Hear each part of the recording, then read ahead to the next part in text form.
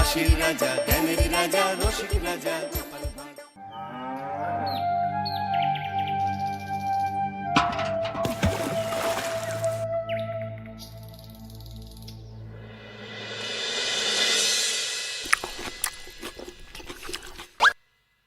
কি জল নেই?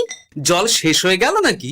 এই জানো তো, গ্রামের সব জলাশয়ের জলস্তর না নেমে গেছে, পুকুরও শুকিয়ে গেছে, কুয়োতে জল অনেক নিচে চলে গেছে।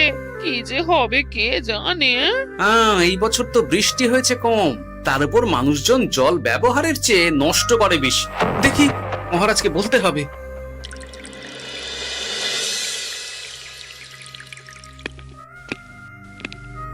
এই তো গোপাল এসে গেছে। শুনেছো, রাজ্যে সকল জলাশয়ে। শুধু শুনিনি, চাক্ষুষ দেখেছি, আর এর কারণ ও তার সমাধানও ভেবে এসেছি মহারাজ। তুমি কি বলতে চাইছো সেটা বলো না খোলসা করে। মহারাজ, আসন্ন দিনে জলাভাব মেটানোর একটাই উপায়, তা হলো প্রজাদের উপর কর চাপানো। মহারাজ, আমার ঠাকুরদা বলতেন, যা মেলে মূল্য বিনে তার মূল্য কে আর জানে। আমরা যেহেতু জলের মতো এত মূল্যবান সম্পদ বিনামূল্যে পাচ্ছি, তাই একে গুরুত্ব দিতে শিখিনি। সবাই মিলে দেদার জলের অপচয় করছে। আমি এই অপচয়ের বিরুদ্ধে কর বসানোর পরামর্শ দিচ্ছি মহারাজ।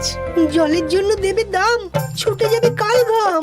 হ্যাঁ, যখনই জলের জন্য কর দিতে হবে, তখনই জলের অপচয় বন্ধ হবে। এতে লাভটা কি হবে গোপাল? মানুষ কম জলে কাজ করা শিখে যাবে, ফলে আগামী দিনে যদি জল সম্পদ কমেও যায়, এই কৃষ্ণনগরের প্রজারা আগে থেকেই তার জন্য প্রস্তুত হয়ে যাবেন। কিন্তু আমি আমার প্রজাদের কাছ থেকে জলের দাম নেব গোপাল? না মহারাজ, কর বাবদ যে অর্থ উপার্জন হবে, তার সাথে আপনার দান মিলিয়ে রাজ্যের মধ্যে একটা বিরাট কৃত্রিম জলাধার বানানো হবে। বাহ বাহ বাহ! যেখানে বৃষ্টির জল সংরক্ষণ করা যাবে মহারাজ। এতে সারা বছর ধরে আর কোনো জলের অভাব থাকবে না মহারাজ। গোপালের প্রস্তাব বড় ভালো লেগেছে। আগামী দিনে ইতিহাসে এই কর্মযজ্ঞের কথা লেখা থাকবে বলেই আমার বিশ্বাস। আর তাই আমি গোপালকে এই মুহূর্তে 50টি স্বর্ণমোহর উপহার দেব বলে ঘোষণা করছি। সাধু সাধু সাধু।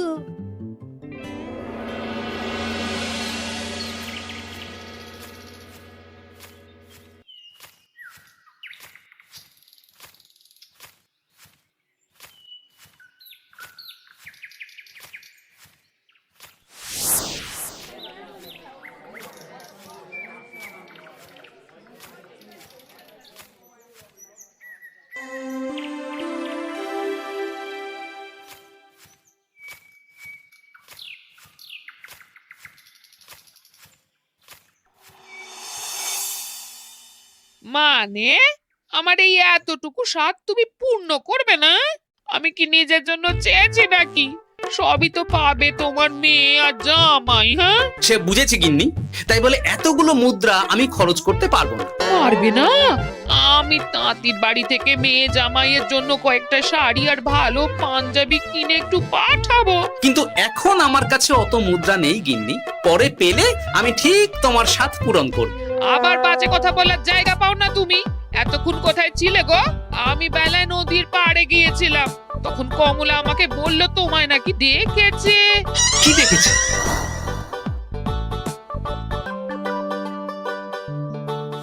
কোথায় গেল? এত বড় মুদ্রার থলে কি হাওয়াতে উবে গেল নাকি? এই রে, এ তো মহা ঝামেলা।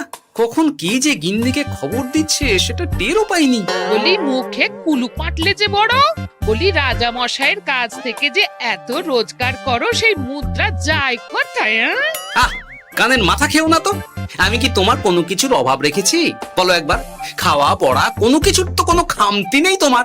মানছি রাখোনি, কিন্তু তাই বলে আমিও তোমার স্ত্রী, তোমার গিন্নি গো, গিন্নি, তাই না? আমার তো জানার অধিকার আছে নাকি যে তোমার উপার্জনের অর্থ করি সব কোথায় যাচ্ছে? জানবে জানবে, সব জানবে। এখন কিছু খেতে দাও দেখি, পেটে ছুঁচোয় ডন বৈঠক মারছে। না, এরপর থেকে আর মহারাজের কাছে উপহার পেলে ওইভাবে খোলা হাটের মধ্যে দিয়ে আসা যাওয়া করা যাবে না।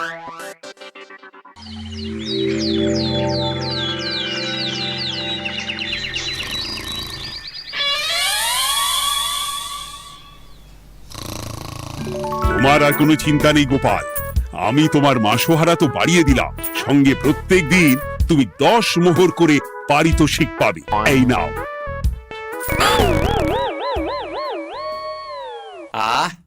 এই ভোরবেলায় একটা জব্বর স্বপ্ন দেখা গেল বটে। এই স্বপ্ন ফলে গেলে আর কোনো চিন্তা নেই। গিন্নি, ও গিন্নি, বলি গেলে কোথায়? গিন্নি, সাড়া নেই। ও গিন্নি, রাগ করলে নাকি গো? আরে এসো এসো, এমন একটা স্বপ্ন দেখেছি না যে তোমার আর কোনো চিন্তা থাকবে না গিন্নি। মোহর আর মুদ্রা একেবারে ঝরে পড়বে গো।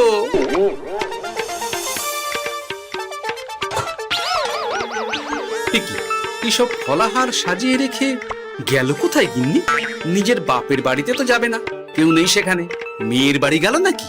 না, মেয়ের বাড়িতে তো গিন্নি যায় না। তাহলে না না, খালি পেটে এত ভাবতে পারছি না। আগে মুখ হাত ধুয়ে এসে কিছু খেয়ে নি, তারপর দেখি গিন্নি কোথায় গেল। না, গিন্নিকে তো কোথাও দেখলাম না। গেল কোথায়? যাকে আগে রাজবাড়িতে তো যাই, ফেরার সময় না হয় আবার খোঁজ নেব, ততক্ষণে ফিরেও আসতে পারে।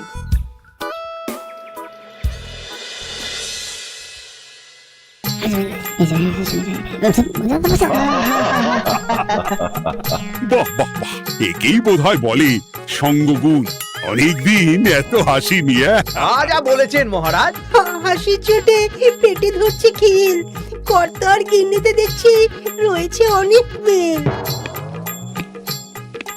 ঠিক গিন্নি, তুমি এখানে কি করছো?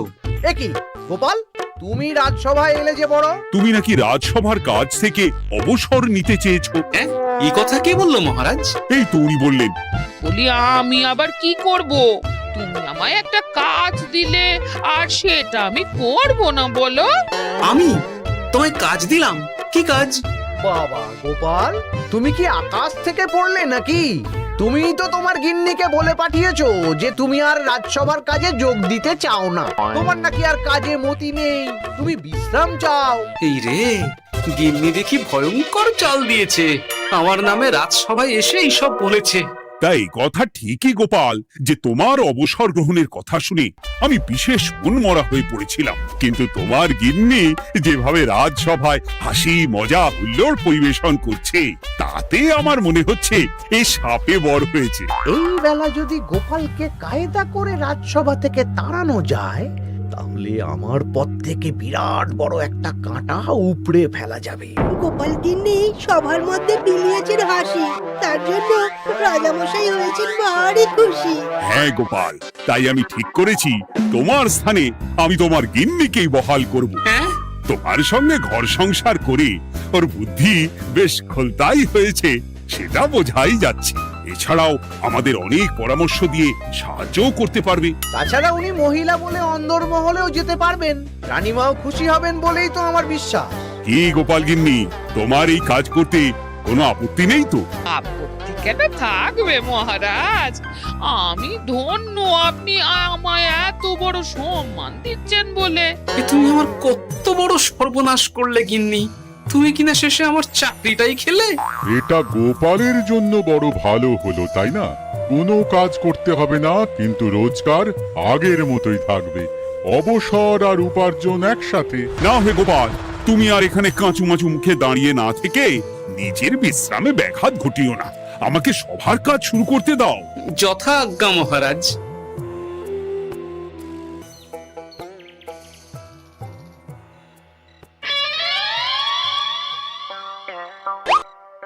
মানে মহারাজ সমস্যার সমাধান করতে দিয়েছেন তোমাকে, আর তার উত্তর দেব আমি? কেন? তুমি আমার চাকরি খাবে আর তোমার সেই চাকরি রাখার দায় নেব আমি? হ্যাঁ হ্যাঁ, নেবে। মানে কাল রাজসভায় মহারাজের সমস্যার সমাধান করব, সেই মতো কথা দিয়ে এসেছি। হ্যাঁ, আগাম 10টা মুদ্রাও বাগিয়ে এনেছি। তার থেকে তোমায় একটা মুদ্রা দিলাম। এখন মানে মানে আমাকে উত্তর বলে দেবে, না হলে আমি। কেন দেব? আমি পাবো একটা মুদ্রা, আর তুমি আমার কাছে উত্তর জেনে নিয়ে সেটাই বলে পাবে 9 মুদ্রা। কিছুতেই না। বলবে না? না। তাহলে ভালো করে শুনে রাখো, আজ থেকে ঘরের উনুনে আগুনে হাঁড়ি চড়বে না। চাকরি তো খুইয়েইছ, এবার না খেয়ে প্রাণটা খোয়ানোর জন্য তৈরি হয়ে যাও। হ্যাঁ, ওরে বাবা, এমন কথা কেন বলছো গো গিন্নি? তুমি তো জানো যে খিদে একদম সহ্য করতে পারি না। এখন যদি তুমি এইসব বলো তাহলে আমার রক্ষে নেই গো। বেশ, তাহলে আমি যা জানতে চাইছি শ্বশুর শ্বশুর করে বলে ফেলো দেখি। এ আমি কি শাঁখের করাতে পড়লাম রে বাবা। ঠাকুর, এত দুর্ভোগ লেখা ছিল, ঘরে বাইরে সব জায়গায় এত হেনস্থা যে সহ্য করা যায় না ঠাকুর।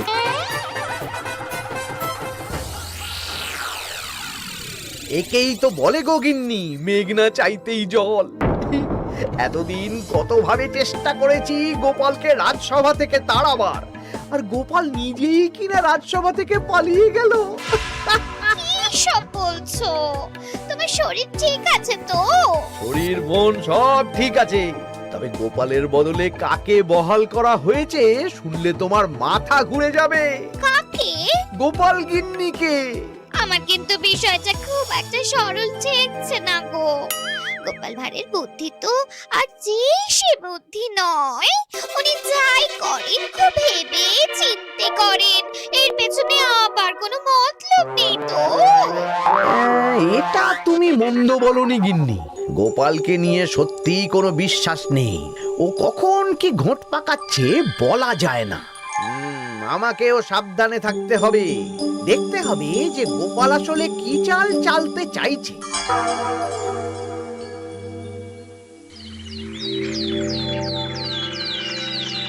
হ্যাঁ গোপাল গিন্নি, এই একটাই প্রশ্ন আমায় সারা রাত ধরে জাগিয়ে রেখেছে। মানুষ মরে ভূত হয়, ভূত কি মরে? তাহলে ভূত মরলে কি হয়? মানে মহারাজ, এই প্রশ্নের উত্তর আমার আজকে দিতে ইচ্ছে করছে না। হ্যাঁ, আমি না হয় আপনাকে আগামীকাল এই প্রশ্নের উত্তর দেব, ঠিক আছে? হ্যাঁ, গাছ থেকে পড়ে গেলে জাপটে ধরে ডালকে। আজকের প্রশ্নের উত্তর উনি দেবেন কালকে। না হে গোপাল গিন্নি, তা হয় না। এই প্রশ্ন আমাকে সারা রাত বিচলিত করেছে। আবার যদি আজকেও এই প্রশ্নের উত্তর না পাই তাহলে তো আবার একটা নিদ্রাহীন রাত আমাকে কাটাতে হবে। মানে আমি বলছিলাম কি মহারাজ, গোপাল গিন্নি তো সদ্য এই কাজে বহাল হয়েছে, তাই তাকে তো একটু সময় দেওয়া দরকার নাকি? কিন্তু প্রশ্নের উত্তর না পেলে যদি মহারাজের শরীর খারাপ হয় তার দায় কে নেবে মন্ত্রী মশাই? এই রে, এখন আমি কি করব? এ তো মহা বিপদে পড়লাম দেখছি। আচ্ছা মহারাজ, ঠিক আছে ঠিক আছে, আমি এই প্রশ্নের উত্তর দেব, কিন্তু আমার না একটু সমস্যা আছে। খোলা হাওয়াতে গিয়ে না দাঁড়ালে আমার ঠিক মাথা খোলে না, তাই বলছিলাম। তাই না হয় যাও, হাওয়া খেয়ে এসে মাথাটা খোলতাই করে নাও, কিন্তু এই প্রশ্নের উত্তর আমাকে আজকেই দিতে হবে। হ্যাঁ, উফ, এই যে কি সমস্যা! সারাদিন ঘরে বসে থেকে থেকে তো আমার সারা গায়ে বাদ ধরে গেল। সেই সকালবেলা আমাকে ফলাহার করিয়ে দিয়ে গিন্নি তো চলে গেছে রাজবাড়িতে চাকরি করতে। এদিকে আমার যে পেটে কিচ্ছুটি নেই, তার কি হবে? মহারাজ দোকানে গিয়ে যে ভালো মন্দ খাবো তারও উপায় নেই। তাহলেই তো কাঁড়ি কাঁড়ি খরচা। না, একবার দেখি তো উনুন ধরিয়ে অন্তত ভাতটা চাপাতে পারি কিনা। তাহলে গিন্নির ওই হাঁড়ি না চড়ার হুমকির হাত থেকে অন্তত বাঁচা যাবে।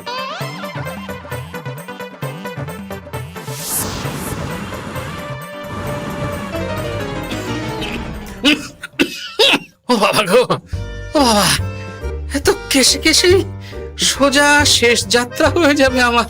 না, এর চেয়ে না খেয়ে মরাও ঢের ভালো। দেখি তুমি বাড়িতে কেন? এত হাঁপাচ্ছ কেন? ষাঁড়ে তাড়া করেছে নাকি?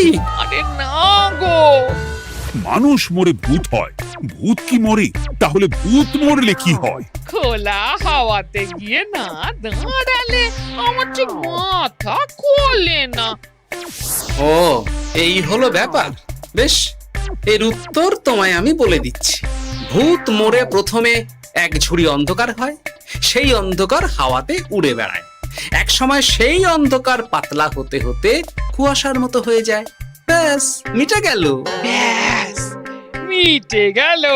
যদি রাজা মশাই এই কথা বিশ্বাস না করেন, তুমি হলপ করে বলবে আপনি যখন মরবেন একদম মিলিয়ে নেবেন মহারাজ, এর চেয়ে এক পা এদিক ওদিক হয় না যেন। হ্যাঁ, এই না হলে তুমি গোপাল ভাঁড়, হ্যাঁ? বুঝেছ তাহলে?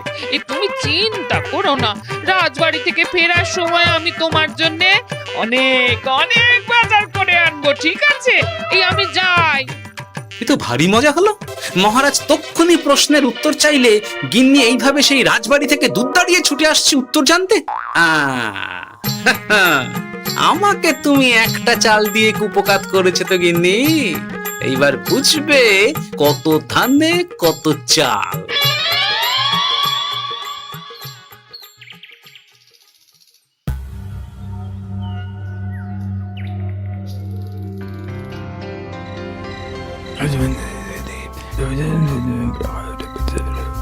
বুঝেছিস তো তোর কাজটা? খুব বুঝেছি গোপাল দাদা।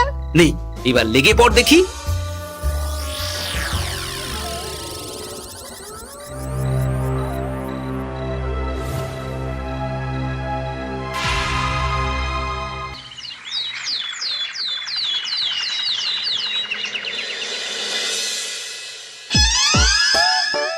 তাহলে আর বলছি কি তোমাদের, সকাল বেলায় উঠে দেখি মুখের এই হাল। এই কাণ্ড কি করে হলো মহারাজ? আহ, তার আমি কি জানি।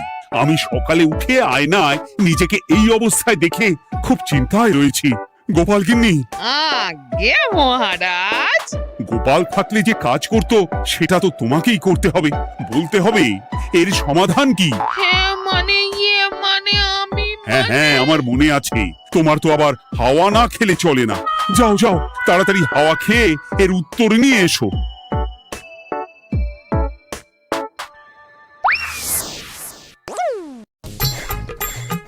এই জন্য তুমি এত দূর ছুটে এলে গিন্নি? মহারাজকে বলবে যে তিনি যেন আজ রাতে চাদরটা মুখে ভালো করে মুড়িয়ে ঘুমোন, তাহলেই মিটে যাবে। এই রং চলে যাবে আর নতুন করে কিছু হবেও না। ও মা, বলি এত সোজা সমাধান, হ্যাঁ? তা নয় তো কি?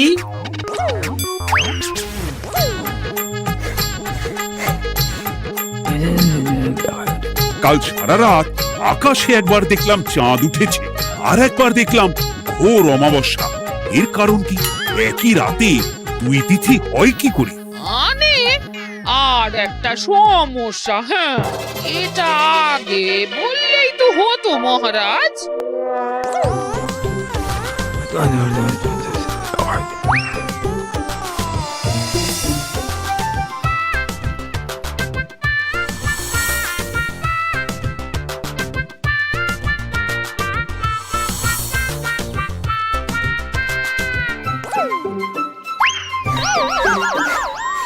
এ কি, তুমি হাওয়া খেতে গিয়ে এইভাবে খাবি খাচ্ছ কেন গোপাল গিন্নি?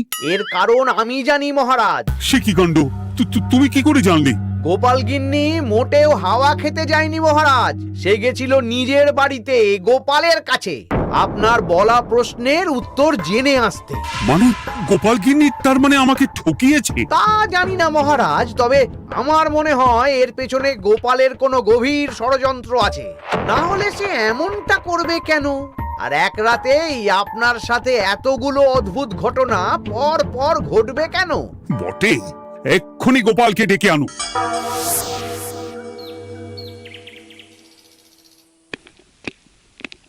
না মহারাজ, আমি সত্যি অবসর চেয়েছিলাম, আর তাই আমার গিন্নি আপনার কাছে এসে বলেছিল। ওর কোনো দোষ নেই মহারাজ। না মহারাজ, আমি মিথ্যে কথা বলেছি, হ্যাঁ। উনি আপনার কাছ থেকে পাওয়া সোনার মোহর নিয়ে বাড়ি যান না, তাই আমি ওকে শায়েস্তা করতে এই ফন্দি করেছিলাম। আসলে মহারাজ, আমি আপনার কাছ থেকে পাওয়া সোনার মোহর জল প্রকল্পের কাজে লাগাবো বলে কিছু জনকে নিয়ে একটা দল গঠন করতে গিয়েছিলাম, আর তাদের কাছেই ওগুলো রেখে এসেছি। এটা যদি আমার দোষ হয় তাহলে আমি ক্ষমা প্রার্থী মহারাজ। সাধু গোপাল, সাধু তোমার উত্তর। এই কাণ্ড, আর এদিকে রাজবাড়ি থেকে বাড়ি, আর বাড়ি থেকে রাজবাড়ি করতে করতে আমার প্রাণ ওষ্ঠাগত হয়ে গেছে মহারাজ। ওহ, আমার ঘাট হয়েছে, আপনি আমায় ক্ষমা করে দিন মহারাজ। হুম, এইবার মজার টের পেয়েছ তো গিন্নি? আপনি আপনার আদরের গোপাল ভাঁড়কেই তার চাকরি ফিরিয়ে দিন মহারাজ। আমি যাই আমার হেসেল সামলাতে। কেলে পচা খুব ভালো করেছে বলতে হবে।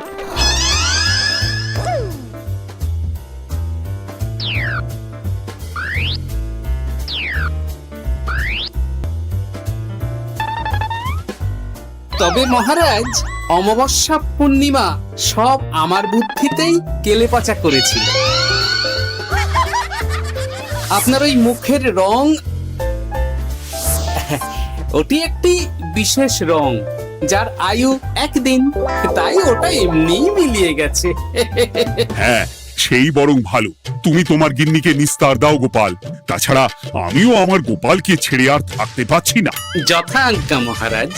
আমারও যে আর এই অবসর ভালো লাগছে না মহারাজ। গোপাল ছাড়া রাজসভা যে লাগে ফাঁকা ফাঁকা, তাই তো আবার চাকরিতে তাকে বহাল রাখা।